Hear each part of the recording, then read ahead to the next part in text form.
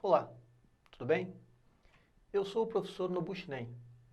Estamos iniciando hoje, aqui no canal do Observatório de Quadrinhos da ECA USP, Escola de Comunicações e Artes da Universidade de São Paulo, uma série de programas em que irei abordar livros sobre quadrinhos. Podem ser obras impressas, podem ser e-books, preferencialmente em português, por serem mais acessíveis a quem se interessar em ir atrás. Gostou, né, da dica, do comentário que eu fiz e tenta procurar o livro e lê-lo, se está interessado em ler o próprio livro. Mas vai ser inevitável que eu trate de títulos em outros idiomas, uma vez que uma rica e extensa produção sobre quadrinhos em outros países, né? Existe várias publicações, notadamente nos Estados Unidos, na França e na Itália. Normalmente, por livro teórico, nós compreendemos textos com conceitos e análises das linguagens dos quadrinhos sob os mais diferentes aspectos e segundo uma variada gama de campos do conhecimento, seja a semiótica, a educação, a sociologia, a física, a comunicação e a filosofia. Obras de cunho histórico, que traçam a evolução de determinado segmento, como as tiras de jornais, ou as revistas, ou de um gênero narrativo como o dos super-heróis, também entram nessa classificação. Eu, particularmente, incluo ainda outras publicações, desde que ajudem a compreender a linguagem, o processo de criação de um autor, ou mesmo dos mecanismos que há por trás dessa produção, como catálogos, edições especiais, sob a forma de dossiês, de revistas e outras formas de publicação. Sem ignorar as diversas revistas acadêmicas, algumas das quais totalmente devotadas aos quadrinhos, como a parruda International Journal of Comic Art, ou a IJOCA, editada pelo professor John Lent, nos Estados Unidos, que chega a ter 800 páginas por edição, e a britânica Journal of Graphic Novel and Comics. E, é claro, as nacionais, como Imaginário, do editor e professor Henrique Magalhães, e a Nona Arte, aqui do nosso observatório, editada pelos professores Valdomiro Vergueiro e Roberto Elísio dos Santos. Ambas em formato eletrônico e disponíveis gratuitamente, né? É só entrar no site e baixar os arquivos ou ler online. Todo esse material serve de fonte de pesquisa e informação. Por esse motivo, o título que eu escolhi para esse primeiro programa não é um livro, mas o catálogo de uma exposição da tira Calvin e Haroldo, de autoria de Bill Watterson. A mostra nessa exposição ocorreu de 22 de março a 3 de agosto de 2014 no Billy Ireland Cartoon Library and Museum, uma instituição que possui um imenso acervo de originais de quadrinhos e para a qual, para essa instituição, o próprio Watterson havia doado todos os originais de sua série alguns anos atrás. O catálogo, originalmente, foi publicado por ocasião da exposição, ou seja, ele foi lançado e quem ia à exposição podia também adquirir o catálogo.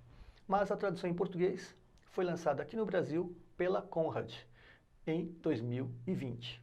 A boa parte do catálogo é composta por reproduções de alguns originais das tiras, divididas por temas acrescidas de comentários do próprio autor.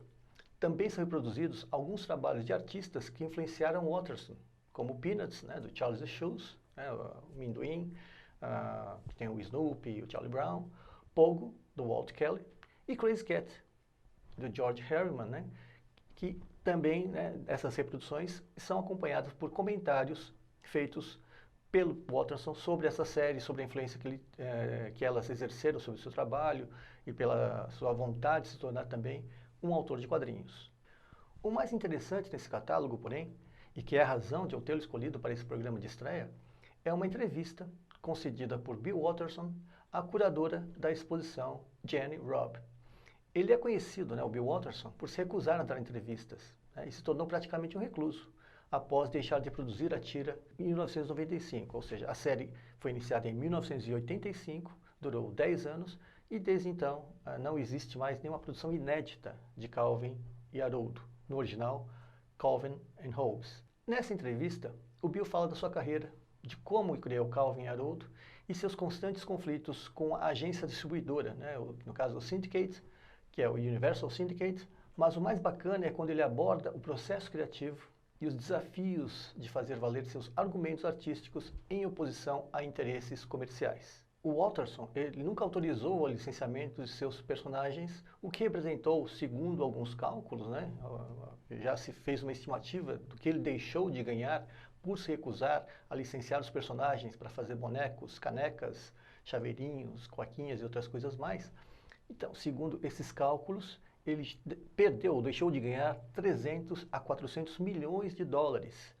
E que, obviamente, o Syndicate também deixou de faturar, porque porcentagem, né, pelos contratos, normalmente, parte dos contratos de licenciamento que o Syndicate consegue negociar, uma comissão vai para o próprio Syndicate. Então, se ele deixou de ganhar uma boa grana, o Syndicate também deixou de faturar. Alguns talvez possam considerar, né, o Watterson, né, um artista excêntrico, por abrir mão de uma fortuna como essa, né, porque 400, pela estimativa mais baixa, 300 milhões de dólares é dinheiro pra caramba em qualquer lugar do mundo.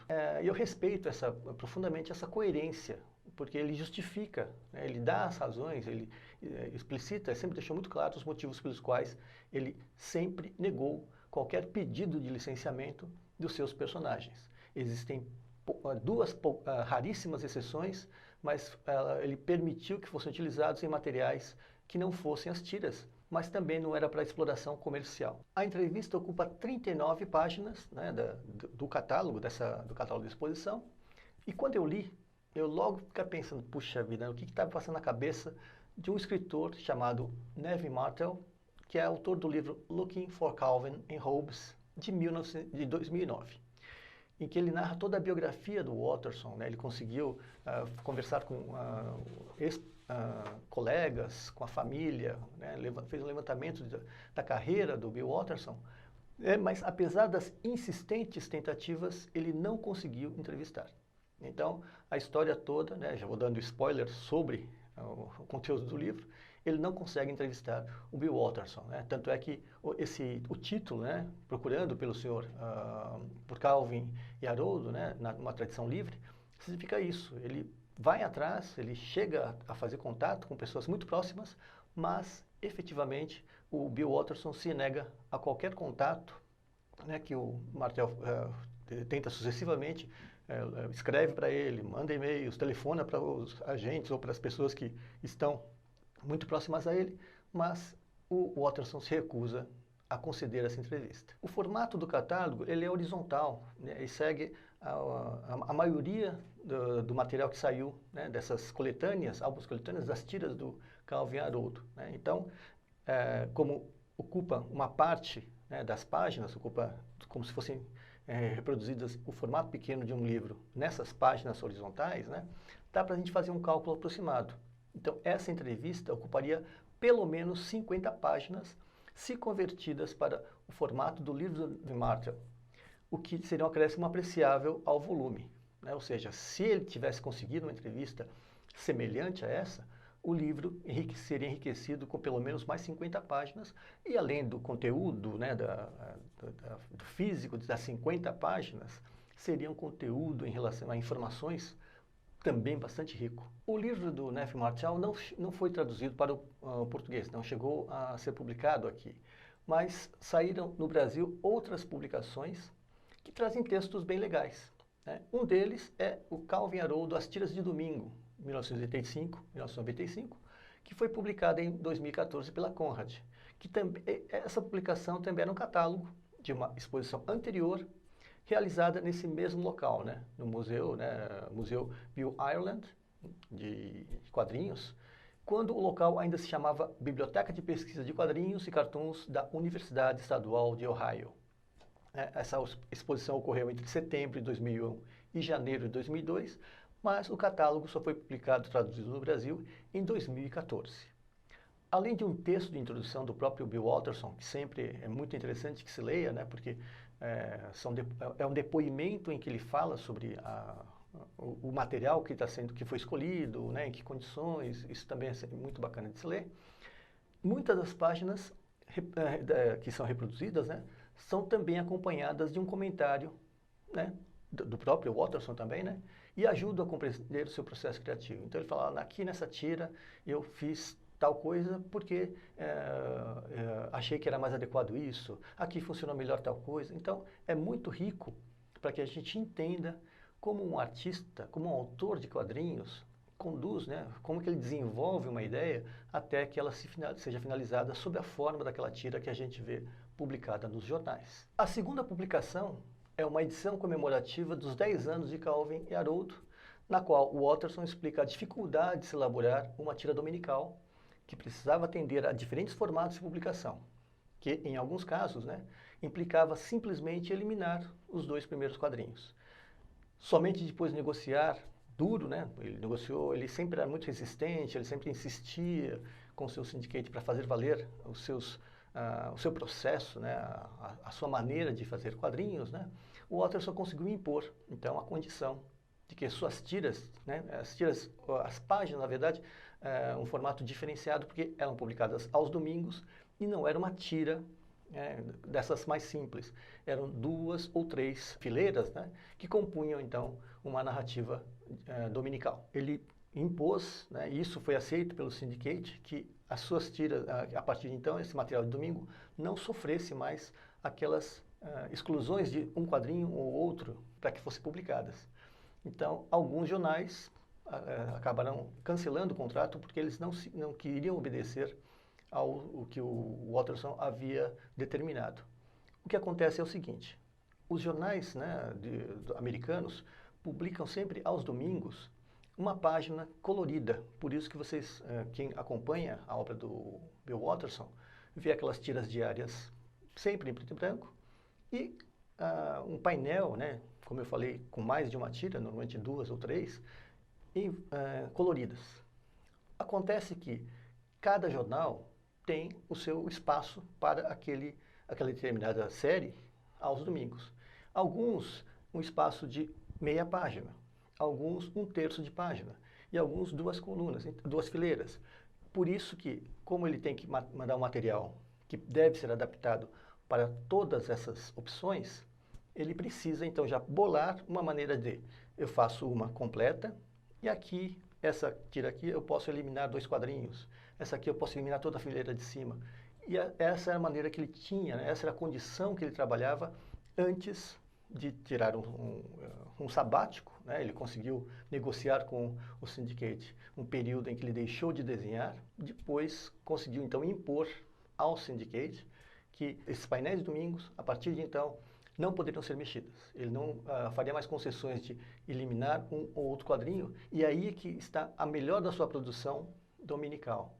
Né? Alguns painéis, né, de dinossauros, de cenários mais bem trabalhados, porque aí ele explora, né, apropriadamente todo o espaço que ele tem disponível. Fora esses títulos, né, existem livros sobre Calvin e Haroldo? Sim, né, há alguns bons livros. Um deles é esse já citado, Looking for Calvin and Hobbes, do Nevin Martel.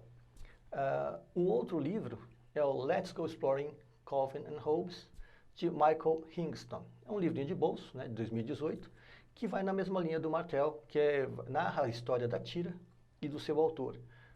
Faz um levantamento, né, discorre sobre a carreira, sobre a obra do Bill Watterson, que se restringe, né, o Watterson, antes de se tornar o autor de Calvin e Hobbes, Calvin e Haroldo, ele era um chargista político. Ele fazia aquelas charges para um jornal da sua região, da sua cidade. Então, a experiência dele como quadrinista se restringe a esses 10 anos de Calvin e Haroldo. Né? Mesmo não existiu nenhum outro personagem que ele tenha desenvolvido para a distribuição local, né? A não ser quando ele fazia para o jornal da faculdade em que ele estudou. Um outro livro, né? Imagination and Meaning in Calvin and Hobbes, de 2012, né? O autor James Haidt faz uma análise das tiras por meio dos diversos sentidos que elas podem gerar, para além do simples efeito de humor. Então, os vários sentidos, os vários significados, as várias leituras possíveis embutidas numa tira que parece simples, né? Aparentemente uma tira de um menino e o tigre de pelúcia, mas que contém algumas mensagens, que contém algumas visões a respeito da realidade, do mundo, da relação de uma criança com os adultos, de uma criança com a escola, que são extremamente profundas, né? Extremamente fundamentadas em conceitos filosóficos em algumas vezes, né? Então é muito interessante essa interpretação que o James Haidt faz, né? O James Haidt faz nesse livro, Imagination and Meaning in Calvin and Hobbes. Outro livro que foge da descrição de personagens e do autor, né? Foge dessa fórmula de simplesmente falar da obra e de algumas da parte da biografia do Bill Watterson, Comic Art and Avant-Garde, Bill Watterson's Calvin and Hobbes and the Art of American Newspaper Comic Strips, do Joy Kaczmarzyk, publicado em 2019. É um livro muito interessante, ele primeiro fala das tiras de jornal, né, dos componentes das tiras de jornal, de como elas se consolidam como mídia, como grande produto de quadrinhos, né, que foi distribuído mundialmente. Ele faz uma cronologia, né, de como a produção norte-americana, né, o título do livro inclusive fala sobre os quadrinhos dos jornais americanos, e situa a obra, né, do Bill Watterson, o Calvin e Haroldo, dentro de uma análise, inclusive, da arte moderna e da pós-modernidade. Então é muito interessante que ele faz uma leitura não filosófica, não sociológica, mas das tiras de Calvin e Haroldo como uma obra de arte. Para finalizar, nós temos o livro Calvin e Haroldo, Metáfora e Crítica à Indústria Cultural, né, do autor brasileiro Vitor Nicolau, que saiu em 2009 pela editora Marca de Fantasia, né, do competente, abnegado e dedicado professor Henrique Magalhães. Ele faz uma abordagem que também é semiótica, ou seja, vai analisar a produção de sentido, né, dessas tiras segundo o estudo das metáforas, né, do George Lakoff e Mark Johnson, e da teoria dos signos do Charles Peirce, né, ou seja, a semiótica peirciana, diferente da semiótica linguística, que a gente se atém ao texto escrito. Né, a semiótica peirciana tem ferramental, né, bastante suficiente, de bastante qualidade, para que a gente faça uma análise das histórias em quadrinhos. Portanto, quem tiver interesse em se aprofundar um pouquinho mais sobre a tira Calvin e Haroldo, que, na minha opinião, foi a última das grandes tiras de quadrinhos a ter um sucesso internacional, a alcançar um grande público e ter essa importância para a história dos quadrinhos, né? Outras produções vieram depois, né, de Calvin e Haroldo, mas ela foi certamente a última grande tira, né, comparável talvez a Peanuts, comparável talvez ao próprio Crazy Cat, de quem que serviu de inspiração, né, que Bill Watterson tinha como ídolo, né, como um trabalho que ele achava muito interessante. Então, quem tiver interesse, né, então tem à sua disposição várias obras, vários trabalhos, alguns em português, né, eu citei aqui os que estão disponíveis no mercado brasileiro, e algumas obras em inglês. É interessante a gente notar que, passados quase 30 anos, né, desde que ela deixou de ser publicada, né, deixou de ser produzida, melhor falando, ela continua sendo publicada, né, em reedições. Alguns jornais ainda a republicam. Continua havendo um culto, havendo fãs que gostam, que apreciam, que curtem Calvin e Haroldo.